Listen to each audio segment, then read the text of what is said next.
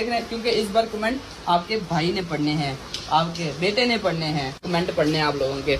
यहाँ पे देखें जी, ओए माशाल्लाह माशाल्लाह, ये बारिश का पानी, ये पानी नहीं, ये पानी की बूंदें आती हैं कि ये बारिश का पानी।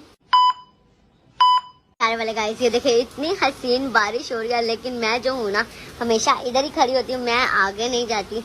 मैं कहती हूँ कि पाँव ना स्लिप हो जाए। गाड़ी हमारी अंदर ही है शुक्र। और वो देखिए वहाँ पे तो सारा पानी जो है ना बाहर आ गया। प्यारे वाले गाइस मैं भी बारिश को एंजॉय करने के लिए आई हूँ बाहर, लेकिन मैं जो हूँ ना बारिश के बिल्कुल आगे नहीं जाती हूँ। मैं कहती हूँ पाँव वगैरह स्लिप ना हो जाए। बंदे को खुद ही अपनी एहतियात करनी चाहिए ना कि नहीं करनी चाहिए। आप लोग बताएं, ये देखिए बारिश इतने मजे की हो रही है। आप लोगों ने कमेंट में बताना कि आप लोगों के उधर बारिश हो रही है या नहीं हो रही। ओहो डोगी बेचारा बारिश में जो है ना गीला हो गया।